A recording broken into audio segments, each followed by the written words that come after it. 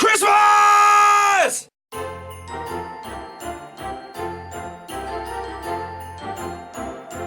Hey everybody, I'm Ty Snell. How you doing? Merry Christmas. Oh my gosh. It's over. Star Wars month is done. It's been 25 days of Star Wars. It's been Star Wars this, Star Wars that. There's so much Star Wars that I can't even go anywhere without seeing Star Wars. Well, that's technically not really my fault, but the Star Wars is everywhere. And it's done. I saw the movie.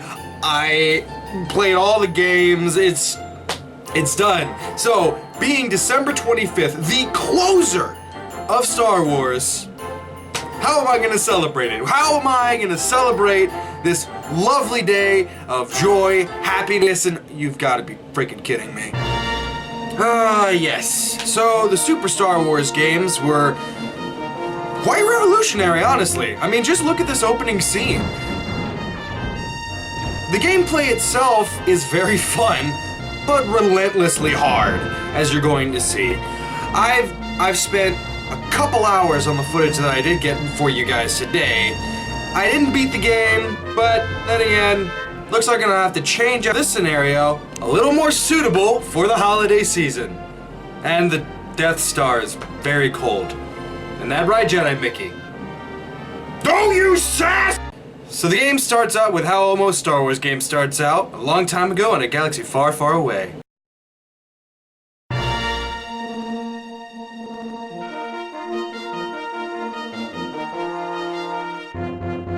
Music to the ears! Blah, blah, blah. It's a period of civil war, rebel spaceships, the greatest movie ever made. We know that we know. Alright, level 1, Duke C. Now immediately you're kind of thrown off, and even Luke is thrown off. Look at that face. He's like, I don't think I really want to do this.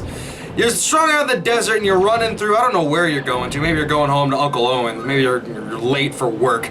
And all this crap just starts coming at you. There's scorpions and then bats. I mean, there's so much stuff in the Star Wars universe. You'd think they'd be able to come up with something than green-tailed scorpion. So as Luke is on his way home, he's desperately trying to fight for his life, as I'm going to assume he does every day he goes home. And when you start to realize that this game is not only difficult, it's unrealistically relentless. Have you ever been in a situation where one bad thing happens, and then you get upset with that, and you turn around and another bad thing happens, then another bad thing happens, and then eventually it's just the worst day of your life? You can't complain, because look at what Luke has to do every single day of his life. Look at that! They just keep coming, going over and over and over and over again. I mean, what's their battle strategy? Oh my gosh, Luke is over there! Come on, Steve, you got this! You got this, Steve! Come on, let's do! No! We lost Steve! Oh, we lost Steve 1! We lost Steve 2! We lost Steve 3! We lost Steve 4! It's just ridiculous. So eventually we come across a power-up, which will save your life so much. This little blaster at the beginning can defend off a couple of womp rats or a couple things, but not a freaking army of them. That, you need what I have called the super better gun. Now look at that. That's a power-up. That's gonna be the difference between us being late for dinner and disappointing Uncle Owen and Aunt Jemima, I know that's not her name, and us getting home safely.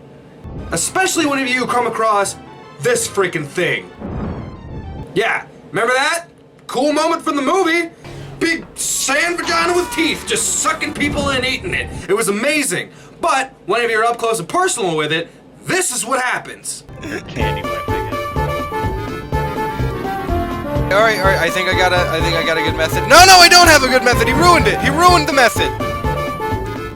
Ah! No! So close. Ah! Not too fun, is it? Not too fun at all. Luckily, with the super duper awesome duper better than everything else gun, patent pending on the name, I'm pretty sure it's official by now, it's no problem at all. Look at that. Die. Alright, great, fantastic, next level. Over here, hey, help, please help. I am C-3PO, human cyborg relations. Something terrible has happened. My counterpart R2-D2 has been captured by Jawas. We must find him. How did y'all's last conversation go again? Go that way. You'll be malfunctioning within a day, you nearsighted scrap pile. And don't let me catch you following me, begging for help, because you won't get it. I think you're guilty in this, and I'm not sure I should help you.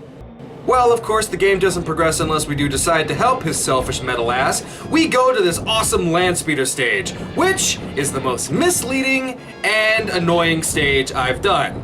See, you're noticing that I'm trying to progress forward, as most people normally would, avoiding the sand, having a great time with the fact that I can jump 50 feet in the air and give C-3PO whiplash, and you're probably now noticing that there's a Jawa counter on the right.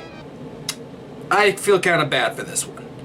Over 30 to 45 minutes of me going just straight on and blasting everything except the Jawas, which is apparently the only thing that I need to do. Fuck the ways of the Force. This isn't about finding R2-D2, this is about revenge. So eventually you do kill enough Jawas, and then a big flashing text comes on the screen telling you to head towards the Sandcrawler, to which you happily couldn't go faster to. Look at me go. I'm so done with this level, and I can't wait to see what the next level has for me. So you finally get to the Sandcrawler. You're gonna go inside. You're gonna save R2-D2, and what are you greeted with? Platforming! Tyrus? I need help! Okay, so the platforming's not that bad. I actually get through it fairly quickly, it's just very annoying. And every time you fall, you get these annoying blinking arrows like, hey dumbass, this is where you're supposed to go. Oh! Thank you! I thought I was supposed to burrow underground eventually where I can get an arcade machine effect where I get so low I eventually pop up on the top and I can land on top of the damn thing. Thank you! So naturally, it just goes on, and on, and on, and on, and on. Then you finally get to the top. You taste the freedom. You smell the sweet Gungan meat being illegally cooked a couple miles off.